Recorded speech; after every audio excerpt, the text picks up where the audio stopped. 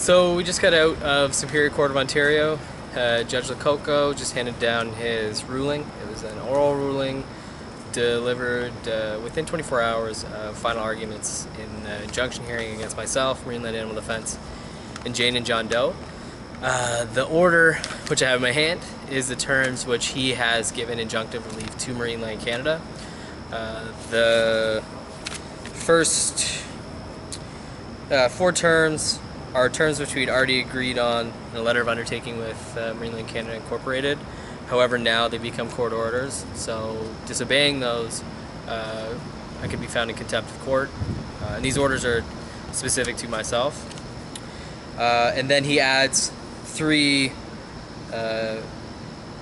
basically asks onto the order for injunctive relief, and these were 3 of the 12 asks which Marineland Canada was seeking.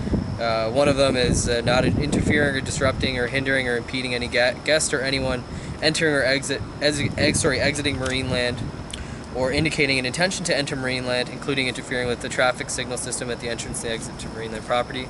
That specific order was never a claim made of myself or of this campaign. The next was specific to our campaign, so utilizing a bullhorn or electric sound device directed at guests, visitors, or employees towards Marineland properties. That will be something that we're going to have to change in the future going forward. As far as demonstrations, they'll be held without PA systems, and then also without megaphones as a result of this order. And then finally, displaying, posting, or otherwise using any sign that utilizes A, any defamatory or obscene language in relation to Marineland or Mr. Holler, or B, without limiting the generality of the foregoing, any of the following terms or terms of the like meaning or effect: abuse, torture, criminal, animal abuse, arrest John Holler. So this is the basis of what the judge handed down today. These are the orders that we have to follow, myself personally, and the Marineland Animal Defense campaign as we move forward. We have to be making people also aware of this order, so I'm happy to read it off to people today. It's going to be going up online, and it will be accessible on our site at all times and read at each demonstration. And this is something which, at this point, we really need people to comply with 100%, because the result, if we don't, is we'll be found in contempt of court. As far as the ruling goes, this was 3 full days of arguments on this case. This was a pretty intense legal battle and a pretty large precedent setting case as far as injunctive relief goes and issues of public interest in Canadian law. In the end result, out of this, the new restrictions which Marineland gets and concessions which they get by way of court order are no megaphones and some restrictions on language.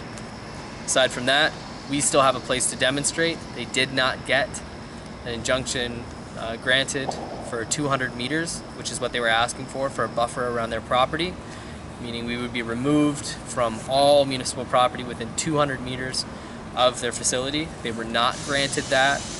That would have effectively criminalized demonstrations at Marineland, and they did not get the Jane and John Doe injunction order which they were seeking for relief, which would have basically effectively, if they would have got the injunction against us and got that injunction, it would have criminalized basically all demonstrations at Marineland moving into the future.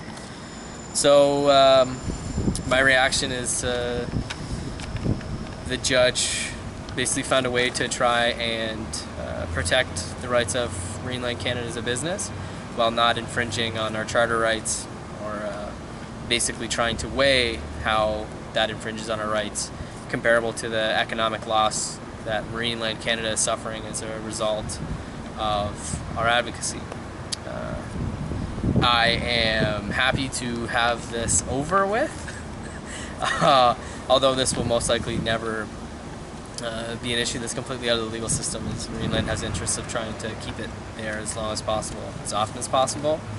But I'm happy also that the judge ruled that we do have a right to explicitly say and organize to the effect that we do want to shut down this industry. We don't want to reform this industry. We don't want bigger tanks or more staff or higher paid staff or anything like that. We want to shut this industry down. That is our goal. That is what we work towards, and the judge actually in his ruling protected our right to do that. So I'm happy that that happened today, and I'm excited for the next demonstrations that are coming up.